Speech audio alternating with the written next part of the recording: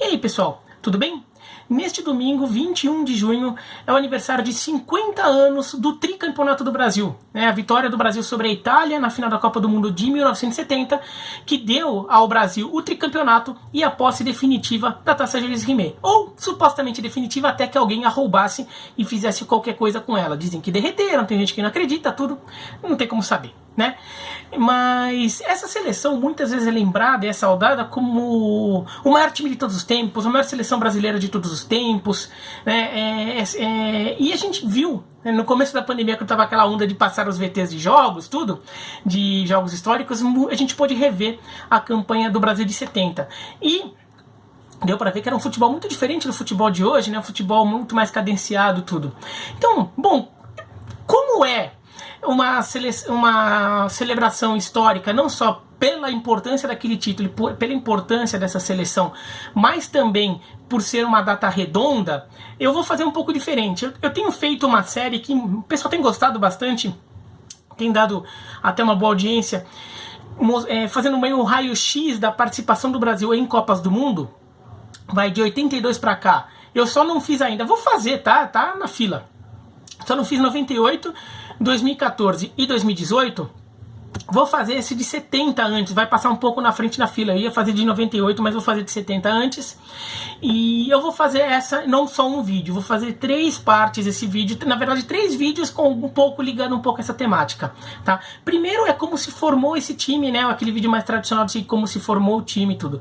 O segundo vídeo vai ser sobre qual que é a importância histórica desse time, qual que é se esse time realmente é tudo isso, em relação à forma como a gente posiciona ele na história entre os maiores clubes, maiores times já formados na história do futebol.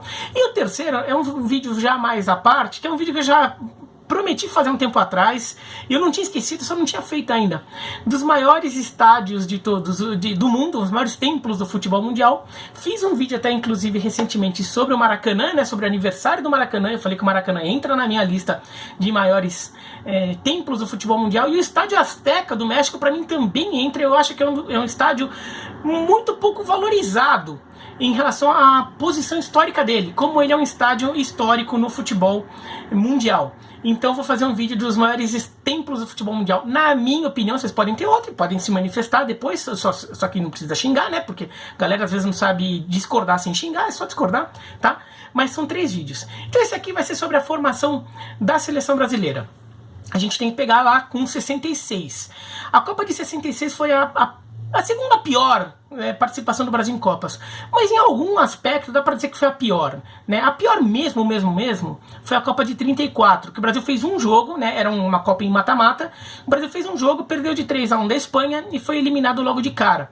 Mas aquela Copa até tinha muita briga entre amadores e profissionais, né? O futebol do Brasil estava se profissionalizando, tinha briga entre amadores e profissionais, paulistas e cariocas. Foi uma confusão danada. Então assim, nem dava, e o regulamento não ajudava, né? Porque era só um jogo, você podia cair fora. E o Brasil pegou a Espanha, que era uma das seleções mais fortes do mundo na época.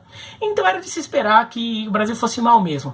Agora, as Copas que o Brasil se dedicou mais, né, de uma forma supostamente decente, a de 66 foi a pior. Foi pior que de 90, por exemplo. Teve até gente que me mandou pergunta no vídeo sobre a Copa de 90, se essa foi a pior seleção da história, tudo. Não. A de 66 foi pior. E a de 2014 é argumentável que foi pior. Ela ficou numa posição melhor. Mas em relação a tudo que desenrolou na Copa, inclusive o 7-1, ela pode ter sido pior também que a de 90. E eu acho até um argumento bem válido, tá? A posição de 90 é a pior de todas desde 66. Agora 66, o Brasil vai lá, convoca um monte de jogador, faz uma confusão danada, vai com uma seleção muito veterana, né? Vai com muitos jogadores ali do bicampeonato, mas que já estavam numa fase final de carreira, e o Brasil não acha o time, fica trocando o time e vai mal, tá? Se for o caso, eu faço um vídeo de 66 depois, e daí explico com calma isso, Tá? E daí chega o Brasil, depois da Copa de 66, entra meio numa ressaca. Né? O Brasil praticamente não joga até 68, durante 2 anos. Né? Fez alguns jogos em 67, mas com uma comissão técnica interina. Né? Faz alguns jogos com o Zagallo de técnico, alguns jogos com a Aimoré Moreira de técnico, mas assim, era mais só porque tinha que ter um jogo lá. Taça Rio Branco, né? Que era aquele torneio que o Brasil fazia quando jogava contra o Uruguai, uma pequena série de amistosos contra o Uruguai valia o troféu Rio Branco, como tinha Copa Roca com a Argentina, Bernardo Higgins com o Chile, né, Rio Branco com o Paraguai. E daí em 68 o Brasil começa a jogar um pouco mais para valer. Mesmo assim, a comissão técnica e a formação de um time vem mais em 69, já nas vésperas das eliminatórias. Lembrando que as eliminatórias na época eram um torneio curto, né? Então as seleções se juntavam durante um período, jogavam vários jogos, cada semana um jogo e pronto, terminava rapidinho ali. O Brasil fica num grupo com Venezuela, Colômbia e Paraguai. A única seleção mais decente desse grupo era o Paraguai. Colômbia ainda era muito fraca e a Venezuela então, né, era Bambala ou Arimateia, como diria o Filipão.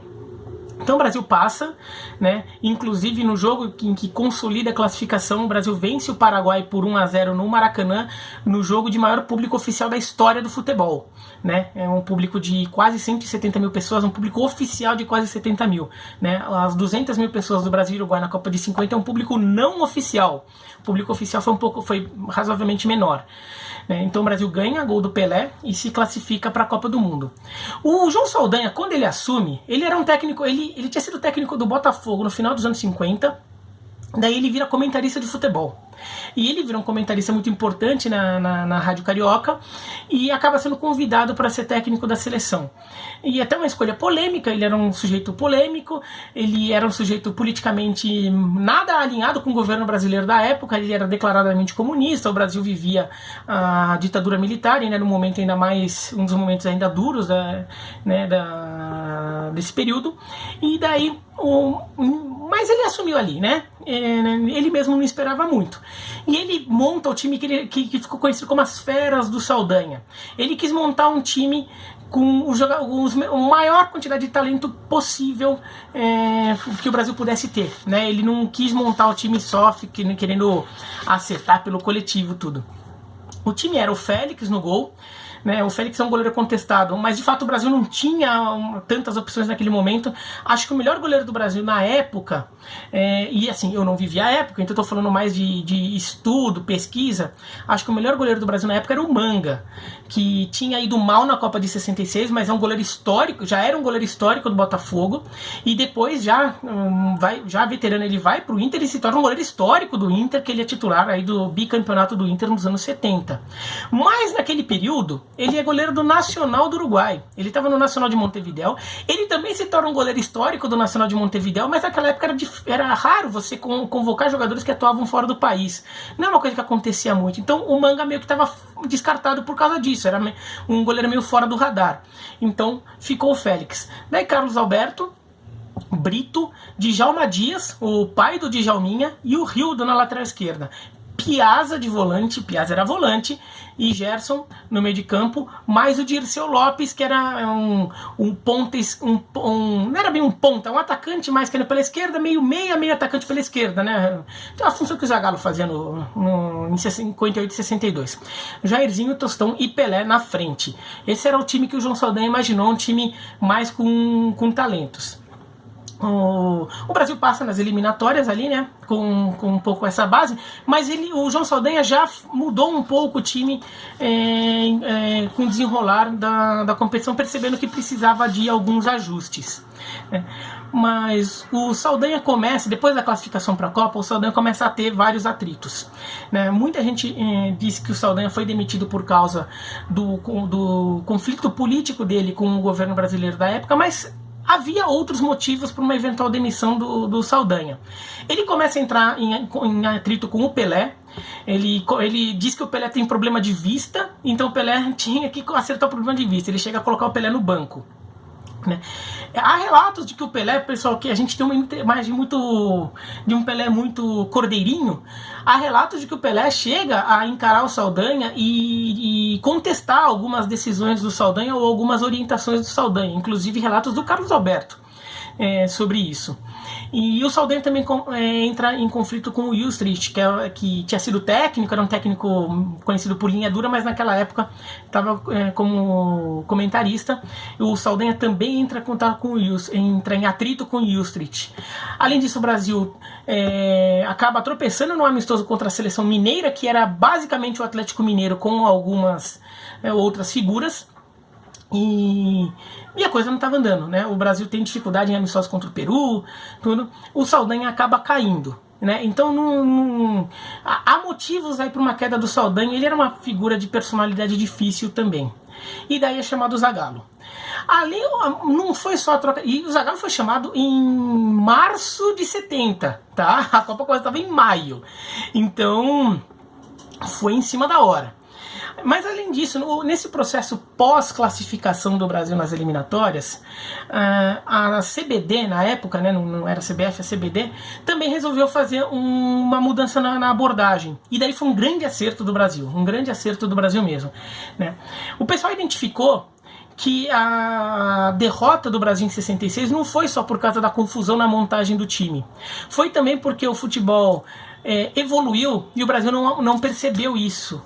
E no caso, a grande evolução havia sido no preparo físico, né? O jogo, se a gente vê um jogo de 70, o jogo parece parado, mas para os padrões da época já era um jogo com muito mais dinamismo do que se via, por exemplo, nos anos 50. Então, a ocupação de espaços estava mais forte.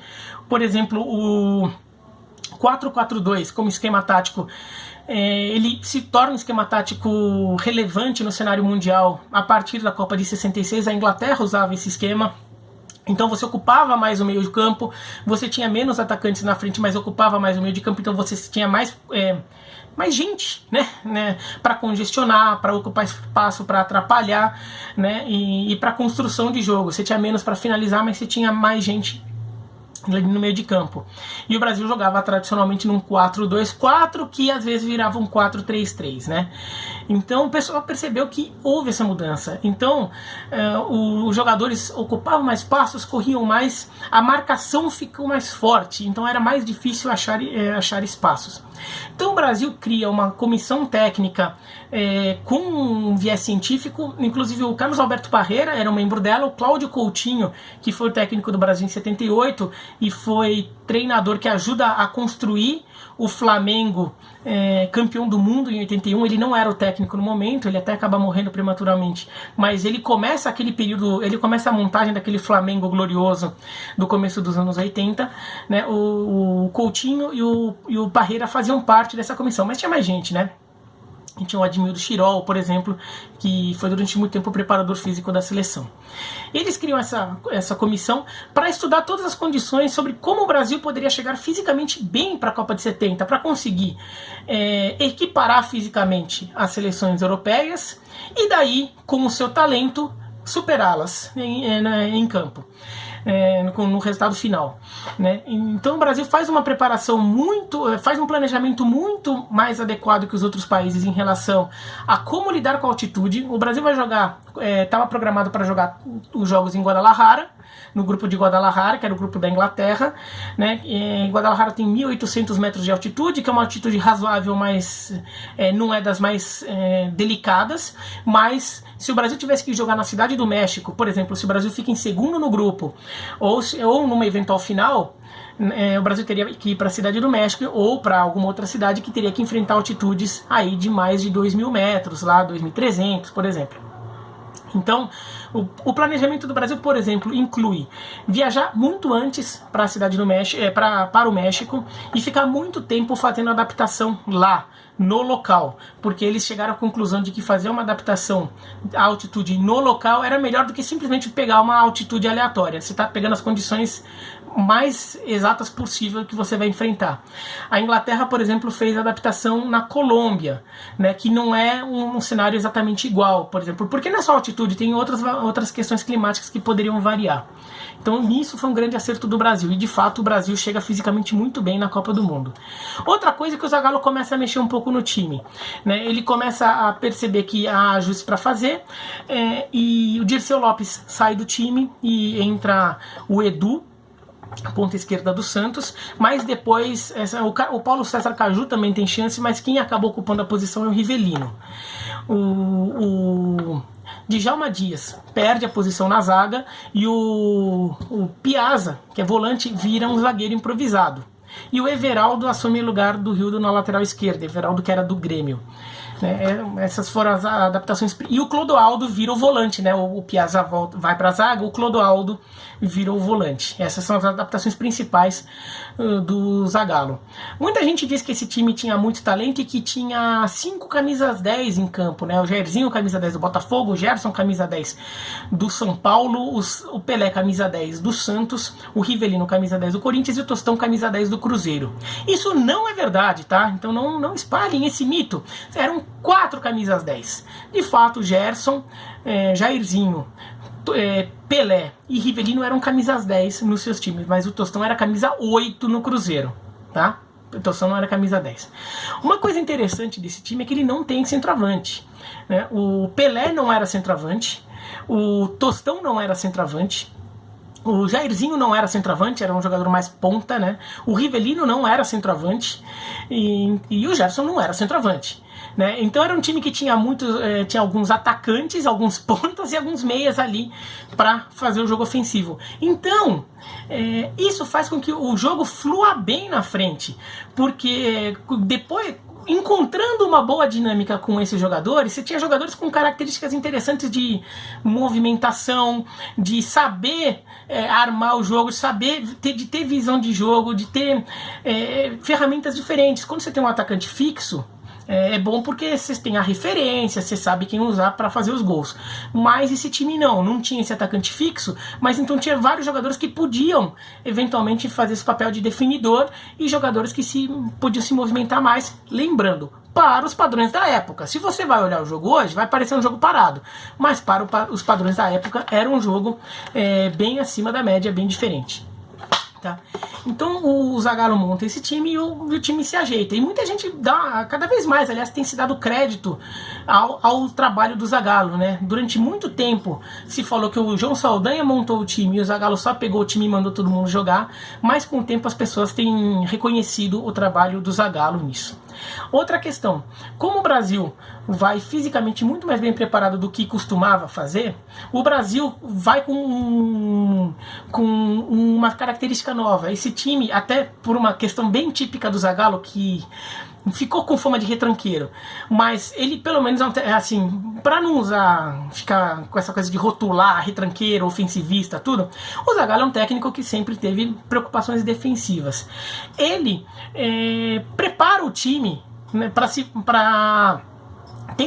aproveitando que o time tinha fôlego, tinha capacidade de correr muito em campo, né, de ocupar muito espaço, um time a se fechar bem atrás quando não tinha bola, e daí a atacar rápido quando tinha. Isso não significa que fosse um time que jogava na retranca e partia no contra-ataque. Se você for ver os gols do Brasil na Copa de 70, vários gols não são de contra-ataque, são de ataques rápidos, mas não significa aquele time que fica todo defensivo ali, daí dá um balão pra frente, o Jairzinho sai correndo e faz o gol. Tem um ou outro gol assim, mas na verdade o Brasil era um time agudo, um time agressivo, um time que não perdia muito tempo para fazer a jogada, não ficava tocando muita bola. Era um time que, quando tinha a bola no pé, vamos fazer o gol. Era um time que se defendia bem, toma muito gol, mas ainda era um futebol em que aconteciam muitos gols, né? O Brasil tomou gol em todos os jogos, tirando na vitória por 1-0 contra a Inglaterra, mas fez muito gol. A média de gols do Brasil naquela Copa foi na casa de 3. Então, no Brasil, 3 gols numa Copa do Mundo é bastante coisa mesmo para aquela época, né?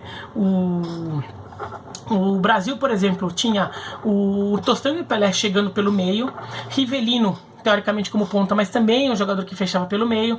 O Jairzinho era um ponta, mas não era aquele ponta tradicional que ia driblando para a linha de fundo, ele fechava pro meio também, tanto é que ele faz muito gol, ele faz gol em todos os jogos. O Carlos Alberto é um lateral que avançava bastante, o que ainda não era tão comum na época assim. E o Gerson era um jogador que, por exemplo, tinha passe preciso, controlava o meio de campo e tinha lançamentos espetaculares. Então o Brasil é um time que se defendia bem e tinha muitas ferramentas para atacar. Né? Se você vai lembrar o lance mais clássico dessa seleção, que é o 4º gol contra a Itália, né? Não é um gol de contra-ataque, mas é um gol que o Brasil rouba a bola da Itália na sua defesa, se fechou, rouba a bola da Itália e faz o gol. Não foi um contra-ataque veloz, mas foi uma jogada em que não se perde muito tempo, né? O Clodoaldo dribla alguns jogadores italianos, quando limpa a jogada, passa pro lado, tem um lançamento, o Rivelino pega, toca pro Tostão, que pega, ajeita e rola pro Carlos Alberto. É uma jogada em que não se perde muito tempo, né? Não é uma jogada super veloz, não é uma jogada de contra-ataque, mas é uma jogada em que o Brasil não fica enrolando, o Brasil é agressivo, vai para cima. Então o Brasil acaba passando na Copa do Mundo assim, a estreia contra a Tchecoslováquia, o Brasil até sai atrás, mas depois vira o jogo bem. Né?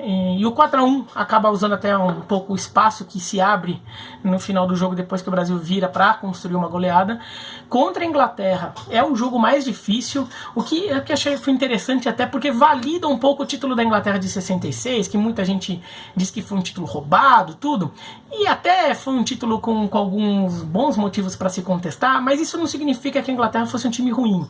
Era um time bom e a gente viu isso em 70, que a Inglaterra foi o time que mais deu trabalho para o Brasil em toda a campanha, quase sai na frente, né? O Félix faz uma defesaça quando o jogo ainda estava 0-0. O Banks faz a defesa que para muitos é considerada a maior defesa de todos os tempos, e o Brasil ganha já no segundo tempo, já com um bom